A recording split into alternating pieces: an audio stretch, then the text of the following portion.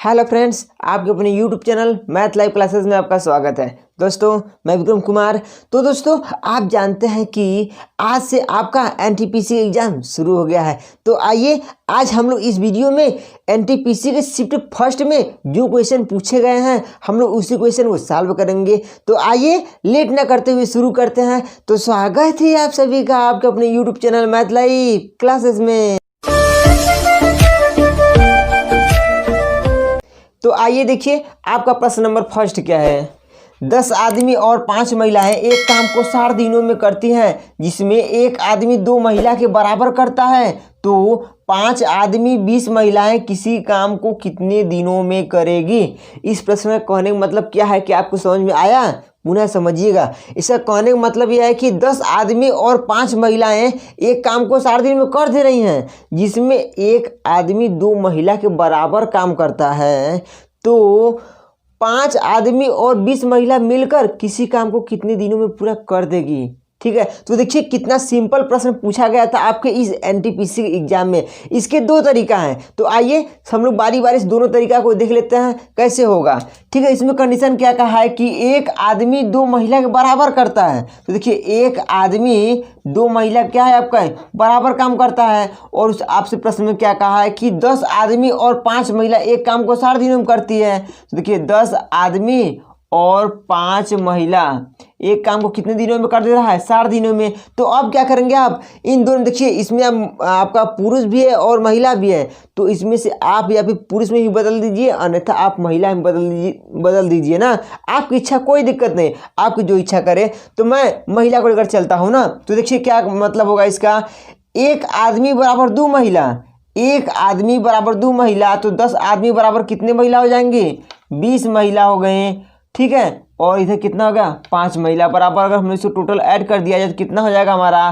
25 हो गया। उसके बाद क्या है, उसके बाद आपसे कहा गया है कि देखिए कि 5 आदमी 20 महिलाएं किसी काम को कितने दिनों में करेगी। क्या बताना है आपको? बताना है कि 5 आदमी और 20 महिलाएं किसी काम को कितने दिनों में करेगी, यही आपको बताना है ना। तो कैसे बताएंगे आप जरा गौर कीजिएगा। देखिए 5 आदमी और 20 महिलाएं। तो देखिए एक आदमी बराबर 2 महिला, इसको भी बदल दीजिए ना। देखिए जिस प्रकार से आपने इसको बदला ठीक उसी प्रकार से आप इसको भी बदलिए। तो क्या हो जाएगा? एक आदमी बराबर 2 महिला। तो 5 आदमी बराबर कितने हो जाएंगे आपका? 10 महिला हो जाएंगी, प्लस इधर महिला तो है ही। तो टोटल कितने हो गए आपका? 30 महिला हो गया ना। यानी कि ये जो आपको 25 महिला निकली है, ये कितने दिन तक कार्य करते हैं? आपका 25 जो लोग 25 महिला निकले हैं आपका 60 दिन तक कार्य करते हैं ना। और उसके बाद क्या कहा है कि 5 आदमी और 10 महिला मिलकर उस कार्य को कितने दिन तक पूरा करेगी। तो यही दोनों मिले हैं तो कितने दिन कितने हुए हैं? टोटल 30 हुए हैं। तो इसे 30 से भाग दीजिए। तो 30 गुना के 60 यानी 25 गुना के 50 दिन में वह तो क्या होगा? कार्य पूरा हो जाएगा। कितने दिनों में पूरा होगा वह कार्य? 50 दिनों में। कितना सिंपल था ना। पुनः समझिए क्या कर रहा है कि देखिए एक आदमी 2 महिला के बराबर कार्य करता है। एक आदमी 2 महिला के बराबर कार्य करता है। तो देखिए 10 आदमी और 5 महिला 60 दिनों तक कार्य करती है ना। तो अब क्या करेंगे, इन दोनों में से आप या फिर महिला में बदल दीजिए या फिर पुरुष में ही बदल दीजिए, कोई दिक्कत नहीं है ना। तो हमने महिला में बदल दिया। तो देखिए एक आदमी बराबर 2 महिला, तो 10 आदमी बराबर 20 महिला हो गई। ये आपका 5 तो है, टोटल करेंगे तो 25 हो गया आपका। उसके बाद आपके प्रश्न में कहा है कि 5 आदमी 20 महिलाएं मिलकर ना, ठीक है, 5 आदमी और 20 महिला किसी काम को कितने दिनों में पूरा करेंगे। यानी दोनों मिलेंगे तब ना, दोनों मिलने का मतलब प्लस होगा। तो देखिए 5 आदमी और 20 महिला मिल गए। तो देखिए एक आदमी बराबर 2 महिला, तो 5 आदमी बराबर कितना? 10 महिला होगी ना। तो प्लस 20 महिला, इसको ऐड करेंगे तो टोटल 30 हो गया। तो देखिए ऊपर कितने दिन तक कार्य करते हैं? ये 60 दिन तक कार्य करते हैं। तो हम लोग 60 का गुणा करा दिए। ठीक है, काट दिए, आ गया आपका 50। ये तो इसका तरीका नंबर फर्स्ट था ना। इसका एक तरीका और है। देखिए वो कौन सा तरीका है आपका? वो भी सिंपल ही है, कोई दिक्कत नहीं है। उस टाइप का प्रश्न मैंने आपको पीछे वीडियो में करा दिया है। शायद अगर आप पीछे वीडियो देखे होंगे तो आपको याद होगा। तो ध्यान रखिएगा। इसमें देखिए काम कितना है आपको नहीं पता है ना, यानी आपको काम की मात्रा नहीं पता है। तो आप जानते हैं कि काम की मात्रा बराबर क्या होता है m इंटू डी, यानी क्या होता है मैन इंटू डे, आप ये जानते हैं। ठीक है, तो इसमें आपको क्या दे दिया है कि एक आदमी 2 महिला के बराबर काम करता है, तो एक आदमी 2 महिला के बराबर कार्य करता है, इसको अनुपात में बदलिए तो देखिए इधर कितना हो जाएगा महिला अपान वुमेन बराबर कितना होगा 2/1, यानी कि एक आदमी 2 का यानी आदमी बराबर 2 हो गया, महिला बराबर कितना हो गया यह 1 हो गया। आ गया इतना समझ में? तो अब क्या करेंगे जरा समझिएगा, 10 आदमी और 5 महिला एक काम को कितने दिन तक कर रहे हैं 60 दिन में ना, और आप देखिए तो कितना हो गया आपका यहाँ पर देखिए 10 आदमी और 5 महिला किसी काम को कितने दिन तक कर रही है 60 दिनों तक ना, यानी इसको आप ऐड करेंगे तभी ना दोनों मिलकर कितने दिनों तक कर रहे हैं 60 दिनों तक कर रही हैं। तो 5 आदमी और 20 महिला किसी काम को कितने दिनों तक करेंगी, इसमें भाग दे दीजिए, कितना होगा आपका 5 आदमी और 20 महिला कितने दिनों तक काम करेंगी, उत्तर आ जाएगा। तो देखिए यम का मान कितना है 2 और डब्ल्यू का मान कितना है 1, यम का मान कितना है 2 तो कितना हो गया 10 दूना के 20 प्लस 5 दूना के यम डब्ल्यू का मान कितना है आपका 1 है, तो 5 एक कम 5 हो गया, इधर आपका गुणे 60 बटा कितना हो गया यम का मान कितना है 2 तो 5 दूना कितना हो गया 10 प्लस डब्ल्यू का मान 1 तो कितना हो गया आपका 20, ऊपर कितना हो गया आपका 25 गुणे 60 बटा के नीचे 20 10 30 30 दूना के 60 यानी 50 25 दूना के 50 डेज, आपका वही उत्तर आया ना, यानी आया कि नहीं, यानी कि आप इस तरीके से करिए अन्यथा उस तरीके से करिए आपका आ जाएगा। आइए देखिए आपका प्रश्न नंबर 2 क्या है, साइन 30 अंश अपान कास 45 अंश इंटू साइन 45 अंश अपान कास 30 अंश। बताइए इस बार इतना सिंपल प्रश्न पूछे गए हैं, आप ही बताइए जो लोग पढ़े होंगे वो लोग कितना आसानी से सारा प्रश्न हल करके आए होंगे। बताइए आप लोग का भाग्य लक कितना अच्छा था, कितना सिंपल प्रश्न पूछा गया था कि नहीं। तो बस आप लोग लगातार मेहनत करते रहिएगा, सफलता आपको जरूर मिलेगी। कहा जाता है कि सफलता एक बार में नहीं मिलती लेकिन एक दिन जरूर मिलती है, बस आप लगातार मेहनत करते रहिए, क्योंकि लुढ़कते पत्थर पर कभी काई नहीं लगते लेकिन ठहरा पानी खराब हो जाता है। तो ठीक है दोस्तों, आप इसी प्रकार से लगातार मेहनत करते रहिए, आपको सफलता जरूर मिलेगी। तो आइए देखते हैं हमारा प्रश्न क्या है, साइन 30 अंश अपान कास 45 अंश इंटू साइन 45 अंश अपान कास 30 अंश। ठीक है, तो आप जानते हैं कि साइन 45 अंश का मान कितना होता है 1/√2 होता है, और उतना ही कास 45 अंश का मान होता है, यानी दोनों सेम है तो ये तो दोनों कट गए। तो क्या बचा आपका साइन 30 अंश बचा अपान कास 30 अंश बचा, जिसमें आप जानते हैं साइन 30 अंश का मान होता है 1/2 और कास 30 अंश का मान कितना होता है √3 अपान 2, ये ऊपर चला गया तो पलट गया ना, कितना होगा ऊपर चला जाएगा तो पलट जाएगा, तो कितना हो जाएगा 1/2 गुणे कितना 2/√3, इससे कैंसिल तो 1/√3 आ गया उत्तर। बताइए ये प्रश्न किसको नहीं आ रहा होगा, सबको आता होगा ना, बस यही बात है। तो आइए अब देखते हैं हमारा अगला प्रश्न क्या पूछा गया था। एक रेलगाड़ी की चाल 120 किमी प्रति घंटा है और वह किसी खंभे को 9 सेकेंड में पार करती है, तो रेलगाड़ी की लंबाई बताइए। इस प्रश्न का कहने का मतलब यह है कि एक रेलगाड़ी 120 किमी प्रति घंटा से चलती है, ठीक है, कहने का मतलब कि 1 घंटा में 120 किलोमीटर दूरी तय करेगी, तो वह किसी खंभे को 9 सेकेंड में पार कर देती है, यानी 9 सेकेंड में किसी खंभे को क्या कर देती है पार कर देती है। तो रेलगाड़ी की लंबाई बताइए। जरा प्रश्न को समझिएगा कितना आसान है। ठीक है, आपका चाल कितना दे दिया है, चाल दे दिया है आपका 120 किमी प्रति घंटा, ठीक है, और आपका समय दे दिया है आपका 9 सेकेंड। तब से क्या पूछा है रेलगाड़ी की लंबाई, रेलगाड़ी की लंबाई मतलब क्या आपसे दूरी, ठीक है, यही आपको बताना है। तो आप क्या जानते हैं, देखिए सबसे पहले यहाँ पर समझिए आपका समय सेकेंड में है लेकिन चाल किस में किमी प्रति घंटा, तो सबसे पहले आप इसको मीटर प्रति सेकेंड में बनाइए। तो कैसे बनेगा आप जानते हैं 120 में अगर 5/18 से गुणा करेंगे तो क्या हो जाएगा आपका मीटर प्रति सेकेंड हो जाएगा। तो काटिए इसको, कितने बार में कटेगा 6 × 18 6 दूना के 12 यानी 20 पंजे 100 बटा के कितना निकल गया 3 मीटर प्रति सेकेंड में निकल गया। आपको लंबाई यानी दूरी बताना है। आप जानते हैं चाल बराबर दूरी बटा के समय, तो दूरी बराबर क्या होता है आपका चाल गुणे समय। आप ये जानते ये होता है कि नहीं, यही ना होता है। तो आपका चाल कितना निकल गया है, 100/3 गुणे समय कितना निकल गया आपका 9, 3 तरीके 9, यानी कितना निकल गया आपका 300 मीटर। क्या उस ट्रेन की लंबाई कितना है 300 मीटर। आगे समझ में। अब अगला प्रश्न देखिए क्या है आपका, दो संख्याओं का अनुपात 3:8 है जिसका HCF 7 है, तो LCM ज्ञात कीजिए। ठीक है, कहने का मतलब इसका इस प्रश्न का यह है कि दो संख्या का अनुपात दिया है। ठीक है, क्या दिया है 3:8 जिसका HCF यानी मौसा 7 दिया है, तो आपसे LCM यानी लसब पूछ रहा है। तो कैसे बताएंगे आप, समझिएगा।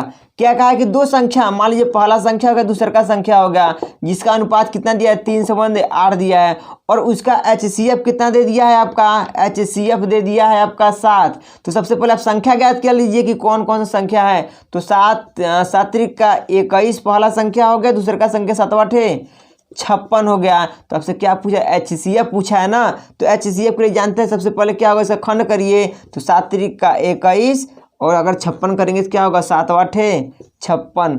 आपका जितना जो पेयर बनता है उसको एक बार, तो 7 गुणे 3 गुणे 8, 7 का 21 बटा कितना होता है आपका 21 बटा हो गया आपका 168। ये क्या निकल गया आपका LCM निकल गया। इसका भी एक तरीका और है, आप चाहेंगे तो उससे भी कर लेंगे। देखिए आपका संख्या कौन सा हो गया, एक आपका 21 हो गया, दूसरे का 56 हो गया ना। पहला पद गुणे दूसरा पद बराबर HCF गुणे LCM। आपको क्या चाहिए, LCM चाहिए, तो HCF इसके अपान आ जाएगा, यानी LCM बराबर कितना हो जाएगा आपका पहला पद गुणे दूसरा पद अपान कितना हो जाएगा HCF हो जाएगा। ठीक है, जिसमें आपका पहला पद क्या है आपका 21 है, गुणे दूसरे का पद कितना है आपका 56। ठीक है, और इसमें आपका HCF दे दिया है 7 दिया है, तो 7 कितना हो गया 56, 21 होता है आपका 168। आपका क्या निकल गया, LCM निकल गया 168। ठीक है, तो अब देखिए आपका अगला प्रश्न क्या पूछा गया था, एक समबाहुभुज का आंतरिक कोण 168 अंश है, तो उसके भुजाओं की संख्या क्या है। इस प्रश्न का कहने का मतलब यह है कि एक समबाहुभुज है जिसका आंतरिक का मतलब होता है अंदर की ओर। ठीक है, आंतरिक मतलब क्या होता है, अंदर की ओर का कोण कितना दिया है 168 अंश है, तो उसके भुजाओं की संख्या ज्ञात करना है। यह समझिएगा, अगर आपका आंतरिक कोण दिया है 168 अंश, तो आप y कोण कैसे निकालेंगे, सबसे पहले आप y कोण निकालिए।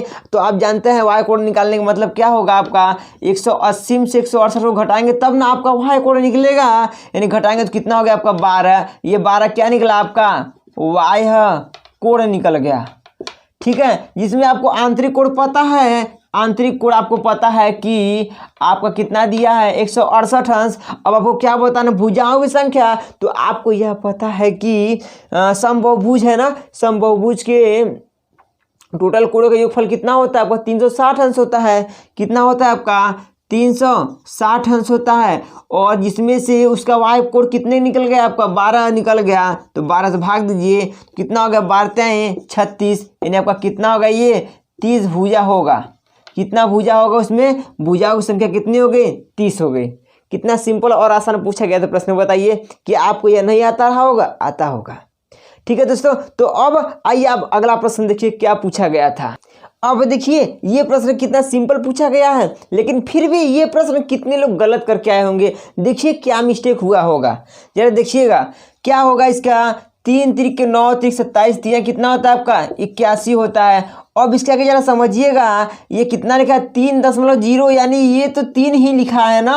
आप जानते हैं कि संख्या के बाद दशमलव लगा है तो उसका कुछ मतलब है नहीं, कहने का मतलब दशमलव का 0 है, इसलिए यानी ये तो टोटल सिर्फ कितना है 3 है। लेकिन यहाँ पर देखिए संख्या के पहले दशमलव है, यहाँ पर 2 संख्या के पहले दशमलव हो गया, यहाँ पर देखिए 3 2 0 पहले आपका कितना लगा है दशमलव। यानी अब आप दशमलव कहाँ लगाएंगे, तो कैसे गिनेंगे 1 2 3 4 5 6, यानी कि आप 6 0 से भाग दे दीजिए, अन्यथा आपका उत्तर इसमें भी दिया हो सकता है, अन्यथा आपका इतने भी 10⁻⁻6, या फिर आपका ये दिया होगा या फिर ये दिया होगा। लेकिन मैक्सिमम लोग गलती कहाँ कर दिए होंगे, दशमलव हटाने के लिए इसको भी गिन लिए होंगे। ठीक है ना, ऑप्शन में ये प्रश्न, इतना सिंपल प्रश्न देने का मतलब यही है कि मैक्सिमम लोग इसको भी गिन लिए होंगे दशमलव हटाने के लिए। आ गया समझ में। तो अब देखिए आपका अगला प्रश्न क्या है। एक कर्मचारी के वेतन में 30% वृद्धि हो गई, जिसमें उसका वेतन 910 रुपया हो गया, तो प्रारंभिक वेतन बताइए। इस प्रश्न का कहने का मतलब यह है कि कोई एक कर्मचारी यानी कोई एक वर्कर है जिसके वेतन में क्या हो गया, 30% की वृद्धि हो गया, तो अब उसका वेतन 910 रुपया हो गया है। तो बताइए उसका प्रारंभिक वेतन कितना था। ठीक है, यानी आपको इसमें पहले का वेतन पता नहीं है ना, तो मान लीजिए कि पहले वेतन 100% था। कितना था उसका, 100% था। तो बताइए अब क्या करा कि 30% की वृद्धि हो गई, तो कितना हो गया, 910 रुपया ना। 30% की वृद्धि होने का मतलब 100 है तो 130 हो गया, तो कितना हो गया उसका, 910 रुपया। यानी 130 का मान 910 रुपया है, तो एक का मान कितना होगा, 910 बटा के 130। आपको प्रारंभिक वेतन ज्ञात करना है। आपने उसको क्या माना है, 100 माना है, तो 100 का गुणा करिए तो 100 ये जीरो जीरो कैंसिल, 13 सत्ते 91, 700 बच गया आपका रुपया। प्रारंभिक वेतन कितना है आपका, 700 रुपया। तो दोस्तों यहाँ तक हम लोगों ने शिफ्ट नंबर फर्स्ट में जो प्रश्न पूछा गया था उसको हम लोगों ने सॉल्व कर लिया है। तो अब देखिए कि शिफ्ट 2 में कौन सा प्रश्न किस प्रकार से पूछा गया था, अब हम लोग उसको भी सॉल्व कर लेते हैं। 4 अंकों की वह बड़ी से बड़ी संख्या ज्ञात कीजिए जो 24, 30 तथा 36 में से प्रत्येक से विभाजित हो जाए। इस प्रश्न का कहने का मतलब यह है कि 4 अंकों की वह बड़ी से बड़ी संख्या ज्ञात कीजिए जिसमें अगर आप 24 से भाग दे तो भी पूरा भाग चला जाए, 30 से भाग दे तो भी पूरा भाग चला जाए, या फिर 36 से भाग दे रहे हैं तब पर भी पूरी भाग चला जाए। वह 4 अंकों की बड़ी से बड़ी संख्या ज्ञात करना है। तो कैसे ज्ञात करेंगे आप, सबसे पहले आप इसका एलसीएम लीजिए। तो कितना है आपका, 24, 30, 36। तो लीजिए कितना हो जाएगा, 2 से काटेंगे तो 12 दुना के 24, आपका 15 दुना के 30, 18 दुना के 36। पुनः 2 से काटिए, 2 छक्के 12, 15 तो कटेंगे नहीं तो 15 उतर गया, 2 नवा 18। अब 3 से काटिए, 3 दुना के 6, 3 पचे 15, 3 त्रिक के 9, 3 त्रिक के 9 हो गया ना। अब तो ये कटेगा नहीं, तो क्या करेंगे आप, मल्टीप्लाई कराइए। 2 दुना के 4 तिया 12, 12 24, 24 पंजे होता है आपका 120, 120 तिया कितना हो गया आपका 360। क्या निकला यह 360, इसका एलसीएम निकल गया। यानी कि इस 360 में 24 से भी पूरा भाग चला जाएगा, 30 से भी और 36 से भी पूरा भाग चला जाएगा। क्यों, क्योंकि उसका यह क्या है, एलसीएम है। लेकिन अभी हमारा उत्तर नहीं आया है। हमें क्या बताना है कि 4 अंकों की वो बड़ी से बड़ी संख्या, लेकिन हम यह जानते हैं कि 4 अंकों की बड़ी से बड़ी संख्या क्या होता है, यही ना होता है 9999 होता है। इसमें अब आप इसी 360 से भाग दीजिए, काम हो जाएगा। भाग दीजिए, कितने बार में जाएगा, अगर इसको आप 30 से 90 अगर 3 बार में ले जाएंगे बहुत अधिक हो जाएगा। 3 दुना के 6, 2 बार में ले चलिए तो कितने बार, 2 0 0 हो गया। 6 दुना के 12 के 2 हाथ में 1, 3 दुना के 6, 1 7 माइनस करेंगे तो हो गया आपका 9। यहाँ पर कितना हो गया आपका हो गया 7। यहाँ पर कितना हो गया, ठीक है, यहाँ पर हो गया आपका कहाँ गया 7 2 9, ठीक है 279 हो गया। ठीक है, इधर से अब आपका ये 9 उतरता है। अब कितने बार में जाएगा, अगर आप 3 8 24 अगर 8 बार में ले जाएंगे फिर भी अधिक हो जाएगा। आप ऐसा कि 7 बार में ले जाइए, तो 7 बार में ले जाएंगे तो कितना हो जाएगा आपका 7 0 0 हो गया। 7 6 42 की 2 हाथ से निकल 4, 7 त्रिक का 21, 21 4 कितना होता है आपका 25। इसको माइनस करेंगे तो 9 हो गया। और यहाँ पर कितना हो गया आपका 7 हो गया, आपका 2 हो गया। यानी पुनः कितना आ गया 279 आ गया। ठीक है ना, यानी कि शेषफल कितना निकला आपका 279। यानी कि इस 4 अंक की जो बड़ी से बड़ी संख्या है उसमें यह 279 क्या है, अधिक है। ठीक है, या फिर इस प्रकार से कर लीजिए, या फिर यह कहिए कि इसमें यह 279 कम होता तो भी हमारा 24 30 36 से पूरा क्या हो जाता, भाग चला जाता। यानी आपका वह संख्या क्या होगा 9999 में से आप घटाइए। ठीक है, तो आपका 0 हो गया, यहाँ पर 7 2 9 हो गया। यानी आपको कितना हो गया, यहाँ पर आपका कहाँ गया आपका 7 हो गया, आपको कितना हो गया 9। यानी 97 20 वह संख्या है जिसमें कि 24 से 30 से और 36 से पूरी विभाजित हो जाएगा। यही आपके 4 अंकों की बड़ी से बड़ी संख्या है। आ गया समझ में। तो अब देखिए आपका अगला प्रश्न क्या है। एक आयत की लंबाई चौड़ाई की दुगना है, परिमाप 48 मीटर है, तो क्षेत्रफल ज्ञात कीजिए। ठीक है। देखिए इसका दो तरीका है, एक सिंपल तरीका है, दूसरा थोड़ा सा हार्ड तरीका है। मैंने शायद आपको दोनों तरीका पीछे बता चुका था, आपको ध्यान में होगा तो होगा, अन्यथा भूल गए होंगे। क्या है कि एक आयत की लंबाई, ठीक है, ये आपका क्या हो गया, एक आयत हो गया, आयत की लंबाई चौड़ाई की दुगुना है। मान लीजिए कि चौड़ाई x है तो लंबाई कितना हो गया आपका 2x हो गया। उसका परिमाप कितना है 48 मीटर। तो क्षेत्रफल ज्ञात कीजिए। आप जानते हैं आयत का परिमाप कितना होता है, दो कोष्ठक में लंबाई प्लस चौड़ाई, कितना दे दिया है परिमाप। परिमाप देखिए फार्मूला यही होता है ना, जिसमें आपको पता है कि परिमाप दिया है आपका 48 मीटर दे दिया है। 2 से 2 48 काटेंगे तो कितना 24 बार में। यल का मान कितना लंबाई हो गया आपका 2x हो गया, चौड़ाई कितना आपका x बराबर कितना हो गया 24, 2 एक कितना हो गया 3x बराबर कितना हो गया 24। तो x बराबर कितना निकल गया आपका 8 के 24, यानी x बराबर कितना क्या कितना निकल गया आपका 8। यह 8 क्या निकला आपका चौड़ाई निकल गया। तो लंबाई बताना है आपको, तो कितना निकल जाएगा आपका 2x बराबर, यानी कितना हो गया यहाँ पर 8 रखेंगे तो 8 गुना के 16। अब आपको क्या ज्ञात करना है कि तो क्षेत्रफल ज्ञात कीजिए। तो क्षेत्रफल ज्ञात करने के लिए क्या करेंगे, हम जानते हैं ज्ञात का क्षेत्रफल लंबाई गुणे चौड़ाई होता है। लंबाई कितना निकाले हैं आप 16 निकाले हैं, चौड़ाई कितना निकाले हैं आप 8 निकाले हैं। तो 16 बटा कितना होता है 128 मीटर स्क्वायर निकलेगा। कितना क्षेत्रफल निकलेगा आपका, यह 128 मीटर स्क्वायर निकलेगा। इसका एक तरीका और है, वो आप समीकरण बनाकर कर सकते हैं। यार देखिएगा क्या कर रहा है कि समझिएगा कि लंबाई और चौड़ाई की बात हो रही है ना, क्या कर रहा है कि लंबाई चौड़ाई की दुगुना है। कौन, यह लंबाई है दुगुना चौड़ाई से, यानी यह दुगुना है। तो आप इसमें 2 से गुणा करेंगे तो ये दोनों बराबर होगा। इसको आप इधर भेजेंगे तो क्या होगा L-2b बराबर कितना हो गया 0। समीकरण नंबर आपका फर्स्ट हो गया। और आप जानते हैं आयत का परिमाप होता है 2 कोष्ठक में लंबाई प्लस चौड़ाई बराबर आपको दिया भी है कि 48 दिया है कि नहीं। अब क्या करेंगे, इसको आप काट देंगे तो कितना हो गया आपका 24 बार में, यानी आपका कितना हो गया, समीकरण नंबर फर्स्ट से कराइएगा ना। तो देखिए आपका हो गया कि L-2b बराबर 0 और आपका L प्लस, ठीक है, b बराबर कितना हो गया आपका 24। इसको आप घटाने पर तो क्या होगा माइनस माइनस ये माइनस हो जाएगा, ये वो कट गया तो ये कितना हो गया 2 1 3b, यानी -3b बराबर कितना हो गया माइनस में 24, ठीक है ना। तो आपका b बराबर कितना होगा 24 बटा के 3, 3 8 24, यह b बराबर कितना 8। ये क्या निकला b मतलब ब्रेथ, यानी चौड़ाई कितना निकल गया 8 निकल गया। आपको लंबाई ज्ञात करना है, इसी b का मान आप समीकरण नंबर फर्स्ट अन्यथा सेकेंड में रखें कि कोई दिक्कत नहीं, आपकी इच्छा। तो हम फर्स्ट में रखेंगे क्योंकि फर्स्ट में आपका सिंपल है, मान आसानी से आ जाएगा। तो क्या है आपका समीकरण नंबर फर्स्ट है L-2b, यानी लंबाई माइनस, ठीक है 2b का मान कितना निकाले आप 8 बराबर 0। तो L बराबर कितना हो जाएगा आपका, इधर 8 गुना 16 -16 होगा, उधर जाएगा तो +16 हो गया आपका।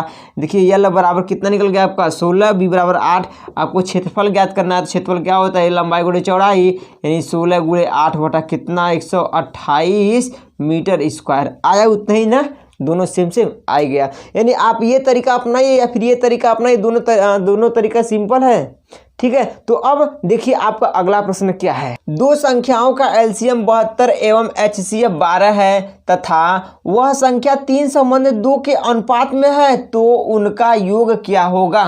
ठीक है, इस प्रश्न का कहने का मतलब यह है कि दो संख्या है जिनका एलसीएम क्या है 72 एवं एचसीएफ 12 है तथा उन संख्याओं का अनुपात दे दिया है 3 संबंधित 2, तो उन संख्याओं का योग क्या होगा ये आपको बताना है। जरा गौर से समझिएगा, ठीक है। मान लीजिए पहला संख्या हो गया आपका, क्या हो गया दूसरा का संख्या, उसका अनुपात कितना दे दिया है आपका 3 संबंधित 2 दिया है। देखिए इसमें आपका एलसीएम भी दिया है और आपका एचसीएफ दोनों दिया है, तो आप किसी एक से करिए कोई दिक्कत नहीं, आपकी इच्छा एलसीएम से करिए अन्यथा एचसीएफ से करिए कोई दिक्कत नहीं, ठीक है। तो मान लीजिए हम एचसीएफ से करते हैं कि उसका आसान होगा। तो देखिए अगर इसका हम एचसीएफ निकालते हैं तो कितना निकल जाएगा 3 और 2 का एलसीएम एचसीएफ निकलेगा 1। देखिए ये आपका अनुपात में है तो अनुपात 1 होगा।